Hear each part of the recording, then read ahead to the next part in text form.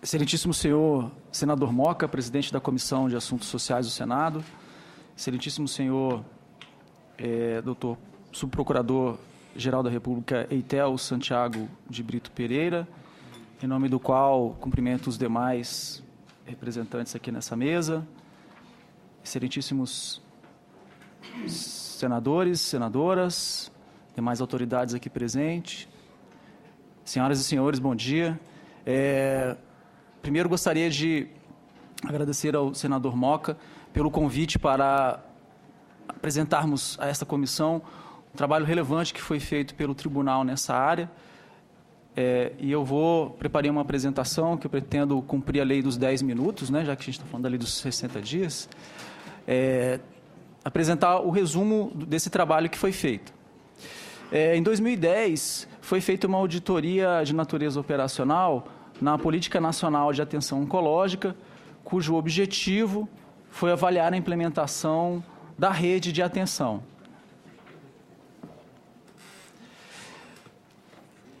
A auditoria pretendeu avaliar se a rede de atenção oncológica estava possibilitando aos pacientes que necessitam de acesso tempestivo a diagnóstico e a tratamento, examinando aspectos que possam estar comprometendo a oferta de serviços, bem como a existência de eventuais barreiras de acesso para determinados grupos populacionais.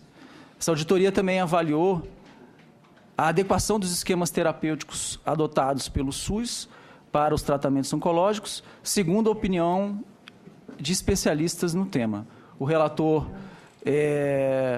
desse trabalho foi o ministro José Jorge, que resultou nesse acórdão 2843 de 2011 no plenário. Esse trabalho, tecnicamente, a gente disse que houve vários achados nesse trabalho. Eu destaquei aqui apenas dois, em função do tempo, os dois que a gente considerou os mais importantes, né? Então, foi identificado que os esquemas terapêuticos são insuficientes ou inadequadamente utilizados, tudo isso segundo a opinião de especialistas. E também foi verificado, comprovado que o acesso ao tratamento é intempestivo e não equitativo. Esse quadro seguinte, ele sintetiza um pouco dos dados que nós fizemos. Nós buscamos algumas referências internacionais para comparação, né? Então, por exemplo, no Canadá, a gente verificou que os tratamentos, 100% dos tratamentos eram iniciados em até 30 dias. A pior província do Canadá é a de Nova Escócia. Ela tinha 62% dos casos eram iniciados em até 30 dias. O Brasil, essa marca é mais ou menos um quarto da marca canadense, né? Então, chamou muita atenção esse fato. Na opinião dos oncologistas, para 52% dos entrevistados, o tempo de espera para os procedimentos cirúrgicos eram demorados, excessivamente demorados para 35%. Já o tempo de espera para a radioterapia, em 38% dos entrevistados consideraram demorado e excessivamente demorado, 36%.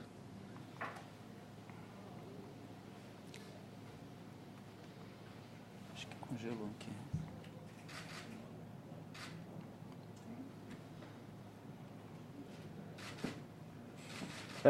Aqui eu fiz uma síntese das principais recomendações feitas pelo tribunal, dentre várias, eu destaco essas 4.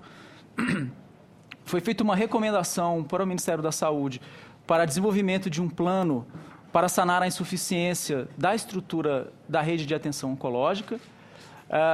Também foi sugerido a adoção de medidas que assegurem a efetividade dos registros hospitalares de câncer, o cálculo e a divulgação de indicadores nacionais, de tempestividade e de atendimentos e de sobrevida dos pacientes. Outra recomendação que foi feita foi a atualização periódica dos procedimentos custeados pelo SUS, com a incorporação dos avanços na medicina validados pela comunidade científica, e a criação de mecanismos para a discussão das condutas terapêuticas mais adequadas. Gostaria só de explicar um pouco a diferença de recomendação e determinação, né? Então, o tribunal não pode jamais invadir a esfera de competência, no caso do Ministério da Saúde. Então, quando o tribunal faz uma recomendação, o tribunal não tem o poder, no acompanhamento da implementação dessas recomendações pelo Ministério, o tribunal não tem o poder de exigir a implementação dessas medidas. Isso só é feito quando se faz uma determinação ao Ministério, e sempre nesses casos, quando você faz alguma análise de conformidade, ou seja, se uma lei está sendo ou não cumprida. O importante benefício desse trabalho, para nossa surpresa, né, e para nossa felicidade, foi que o resultado dessa auditoria ele foi utilizado pela deputada Carmen Zanotto para fundamentar o projeto de lei 2.878 de 2011. E esse projeto de lei foi totalmente embasado no nosso relatório. Esse projeto foi juntado ao projeto de lei 3.877 de 97 do senador Ismar Dias, e ele ajudou a subsidiar então a criação da lei 12.732. Então isso para a gente foi assim, de extrema alegria que a gente acompanhou esse resultado. Bom, feita a auditoria, o tribunal agora está monitorando. Então, foi autuado esse processo 016.913/2013-2. Esse processo, a análise dele foi concluída lá na SESEC Saúde e foi encaminhado para o relator, o ministro José Jorge. Esse processo ainda não foi apreciado pelo tribunal. No entanto, conversando com o ministro José Jorge, ele nos autorizou que fosse demonstrado aqui o índice de atendimento das recomendações. Por que isso? Porque o tribunal, eventualmente, pode discordar da equipe técnica, mas, mesmo assim, o ministro, diante da importância do assunto aqui discutido, o ministro autorizou que a gente desse um panorama do que a gente considera como implementado ou não implementado. Então, a gente, na opinião lá da nossa equipe, seis recomendações já foram atendidas, 4 estão em implementação e 11 ainda não foram atendidas. Acredito que talvez a mais importante seja essa, que a gente considerou como sendo em implementação, que é justamente a parte referente a como calcular o prazo dos 60 dias. Né? Então, a gente conversou com o Ministério apresentou vários documentos comprovando que o Siscam já está sendo utilizado em algumas unidades, né, no Brasil.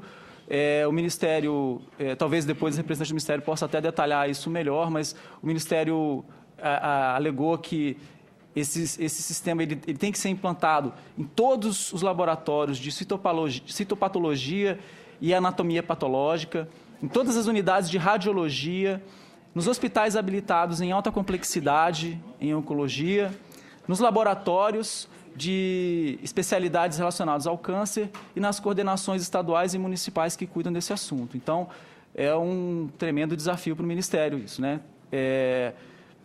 O Ministério também argumentou que está sendo feita a consolidação dos dados existentes nos registros hospitalares de câncer e que as bases de dados ainda estão em fase de importação e de homologação.